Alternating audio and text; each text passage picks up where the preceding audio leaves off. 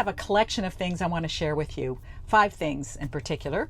Upgrades that we've done, the Overland Expo we attended, some fridge fans that I installed to help with the summer heat. There's a resource that I want you to be aware of that from one of our viewers. And the last one is some fun trips we took to Northern California. Let's start with some upgrades that were done by Gone Mobile Vans in Costa Mesa. They're just right next door to our town, so it's really convenient. We are off to Gone Mobile Vans. John is behind me in the van. And we're going to hopefully get some work done today. We don't know if there might be parts that we don't have, but hopefully we'll get the bumper replaced so we don't have to drag on our driveway anymore, or street, and replace the gray tank, which hangs down a bit too, and we want to be able to go on as many dirt roads as we possibly can.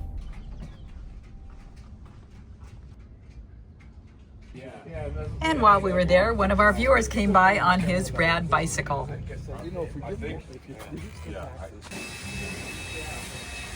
We fleshed out the gray tank really well so they wouldn't have to deal with any skanky water. But the hard part was finding the right fittings that would fit the existing plumbing system.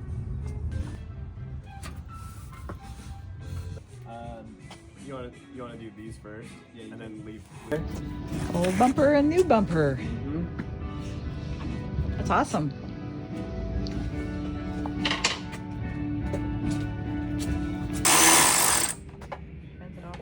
Yeah, it's much less. The approach angle of a Ford Transit is really low, and so it's so easy to drag the back of the vehicle. And this bumper that he has the trailer hitch as an integral part of the bumper. We had the same issue with the gray tank. It hung down a little too low, and we want to be able to go down more dirt roads and not have to worry about dragging anything. If any of you are looking for a quick turnaround in a van build that's semi-custom, it's not completely custom, I would definitely give him a call and find out how that all works, because he can turn out a van in about 4 to 6 months. He primarily works on the Ford Transit. But don't call him if you want a tank replaced or something like that. That's not his expertise, and he just did it as a favor to us. Overland Expo had one of their shows in Costa Mesa just about a month ago, and it is huge. We didn't even see half of what they have. It's anything that goes overland, including vans. If you're specifically interested in vans, then the Van Expo is the one to go to. It's not in San Juan Capistrano in the spring this year. It's going to be in the fall. There are only a few things that I thought I would share with you with regard to our visit there. Well, the first is we ran into some viewers right away, Dave and Carol from LA County, and that was fun. And then we were kind of looking for, I've been kind of interested in a wraps type situation. So all the wraps kind of got my attention, but I don't want anything so over the top as most of these. They're gorgeous, but I don't want to stick out like a sore thumb. So I'm thinking of maybe something on the hood. It would also help protect from rocks and things hitting the hood, or something down way low on the van. As some of you know, we had tried to get an avalanche gray van for our van build, but Ford canceled all these orders that people had placed, including ours, after almost a year of waiting. And that put us at the end of the line again. So luckily, George was able to find a van for us back east. So that's why we have this white van instead of the color we wanted. But anyway, so if you have any thoughts about that, or if you're here in Southern California, who've ever done a wrap and you have a company that you recommend, then please let me know who that is. Besides the wraps, the things that got my attention were these little shower tents. You know, the very first video I ever did was kind of a shower compartment that hooked onto the side of our van. So anytime I see a shower enclosure, kind of catches my eye. And I thought some of these were interesting. And then there was a toilet, kind of a portable toilet thing. And for some reason, I'm enamored with different toilet ideas. There is still a lot of room if somebody wants to, you know, do something that is is new and innovative. I think there's room out there in the market for something like that. And a little first aid kit. In fact, the tape from we ended up buying the tape. The first aid kit was a little bit big. We wanted something that was more sized for bicycle riding, things like that. And their kit, was a little bit big. But this was interesting because it's duct tape, but it's medical grade duct tape. And so I thought, well, I'm going to get a little roll of that. That's not a bad thing to have along. So now let's move on to the fridge stuff. And I think I'm a bit obsessed with temperatures, as you will see as I discuss this. And I think that's partly because we started with the 3-way fridge, which is the absorption fridge, and we had a lot of problems with it. It's a little bit difficult, I think, for newbies to figure out what's wrong with if they have an absorption type refrigerator. And two of the things I discovered over the years were that the gas is an issue, because depending on if you're in a cold climate or a warm climate, there's a butane propane mixture that is better for one temperature versus the other. But if you're traveling like we do, you could start out in 80, 90 degree weather and then end up in 60 degree weather up in the mountains. And so the propane, that LPG mixture might not be right. But we just, we had an 8-gallon tank in the old van. And so you're not going to empty out your tank of gas just so you can get the right mixture. So that was a problem. The other problem, though, is that these absorption refrigerators do not operate well at high elevation. And even Dometics says that above 5,500 feet, you should operate it off of 110. But, if you're boondocking and whatever, you can't do that. So that led us into a compressor style fridge. We replaced the one in the old van. I'll put a link to our replacement in there in case anyone's interested in seeing that. And then, of course, in this van, the only option for me was a compressor style fridge. But I also wanted something that was not quite as deep, but was larger. Because, of course, we always carry too much food. And the more stuff you pack into a refrigerator, the less efficient it's going to be. Now let's move on to the refrigerator. And this is the Vitrifrigo Slim 150. One of the problems when I was trying to figure out which refrigerator to get was there's very little information online about this. There might be a little bit more now, but back then it was almost nothing. And I was really interested to know whether it would keep things down to 0 in the freezer. And I think it does a pretty good job of that. This thing is really tall.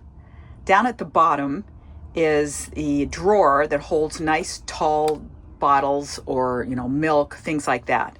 And that's one of the things you rarely find in a van refrigerator.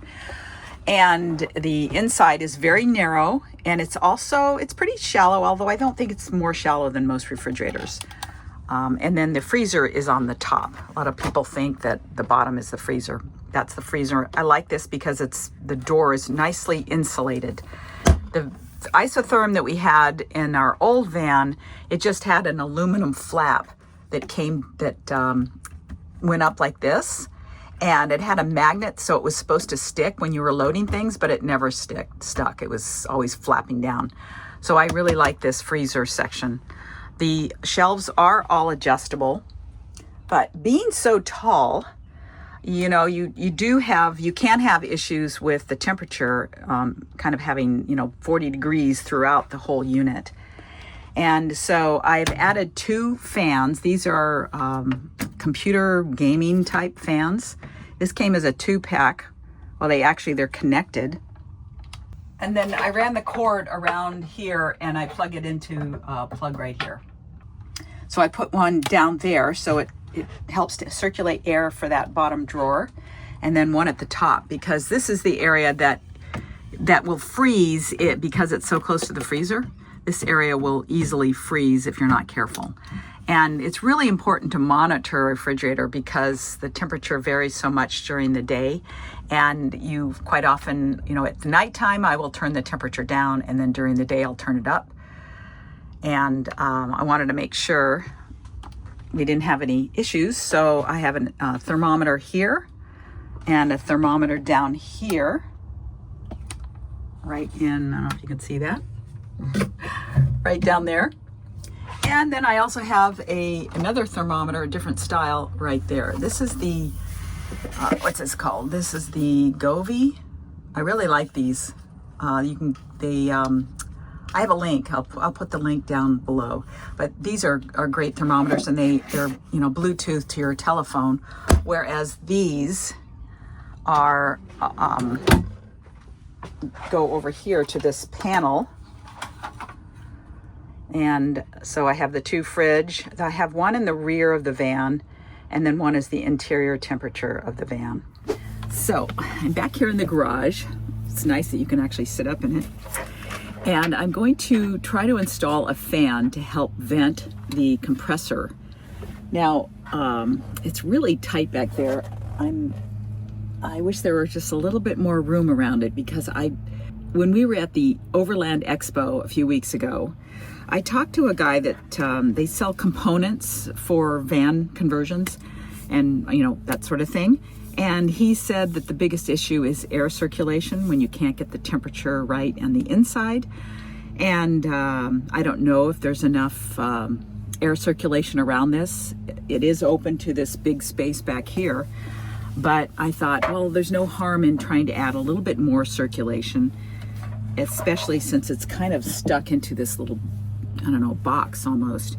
And one of the benefits of this Vitrifrigo is that the compressor can be put somewhere away from the refrigerator.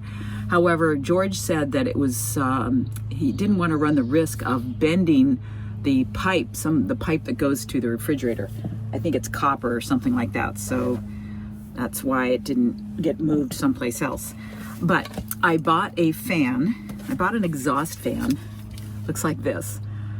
I probably should have taken a better look at this compartment back here before I got this one. I hope I can figure out a way to get it in there, because it's pretty tight.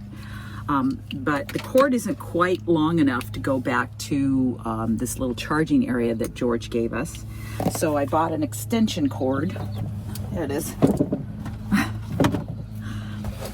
So I bought an extension cord so I can extend the USB type A connector, the old-fashioned kind, and it works really well, and it's pretty quiet. So I'm gonna get back there and show you what it looks like and how much space I have, and try to figure out if I can get this mounted somewhere. So I've already put a thermometer in there, and I used double stick tape, which makes it even tighter. But let me see if I can get this fan in there. I've zip tied it here to the aluminum thing and pointed it at the compressor, because I couldn't do it the other direction. There's just no room, nothing to attach it to. So hopefully that will help. Now let's go turn it on and see how it works. This summer will be the first chance we have to try this thing out in the heat, and that's part of the reason I don't know much about it right now. I'll attach these wires so they don't dangle like that. But there's a controller. I'll turn it on. Oh, I can hear it. That's low, that's medium, and that's high. One of the things he told me was they recommend an exterior vent for the compressor. And I went around the back of their rig and got to see what it looked like. And he also gave me the name of someone down in San Diego that could install it if we needed it. So we'll see how this goes, and then we can always go that route. Okay, as we all start thinking about summer, here it is, early spring, and I can't wait to get out and start doing longer trips. We've been kind of tied here just for various reasons: weddings, showers, doctor appointments, that sort of thing.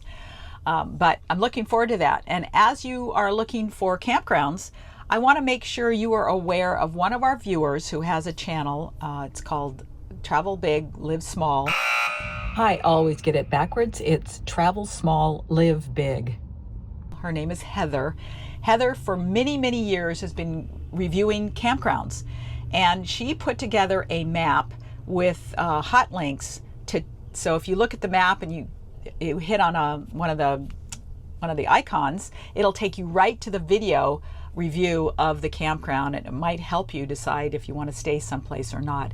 And these guys, she and her husband Jim, are full-time RVers, so they're on the road and they're traveling all over the country all the time. So she's got spots everywhere. So I hope you'll check out her channel. Okay, and finally, John and I, even though we've been kind of housebound and, you know, working on a lot of projects too, we have taken 2 quick trips to Northern California to see family. And the reason I'm bringing this up is because the first one was in January to see our grandson play basketball. It was our last chance before he graduates. So we spent a weekend in Reno. Finally, we see some snow, but it's way up there. It is so high up there. It's not much. Boy, it's going to be a year you can hike the PCT really early. I don't know what they're doing.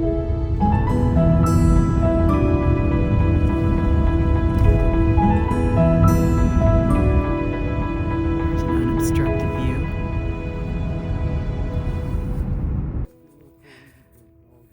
Oh, yuck. What temperature is that water? 44. 44. Man. You're crazy, dog. You're crazy. There's a coyote. You sure it's not a... Okay, because it has crooked ears. It almost looks like a bobcat.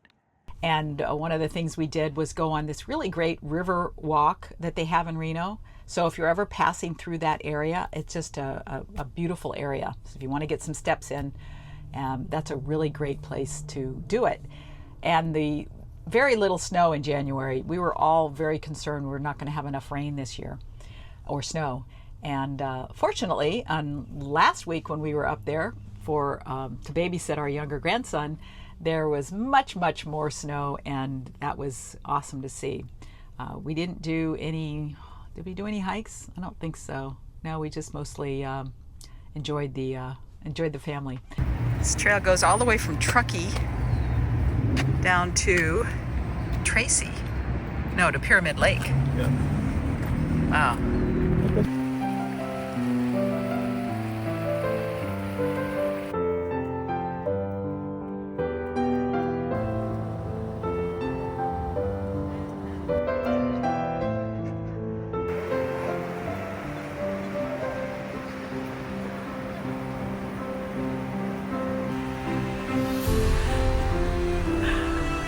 Called Rhino Man.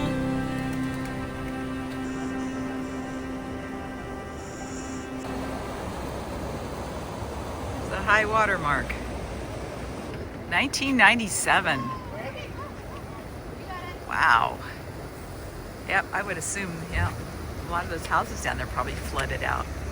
That's incredible.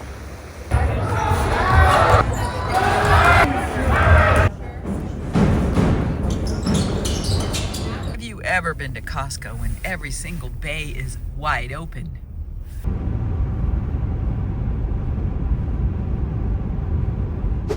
So that's it this week. I hope you guys have a chance to get out there. It's a beautiful sunny day here at the beach, and so I'm going to get out and get my steps in and then come back and edit this video. Thanks for watching, and we will see you soon.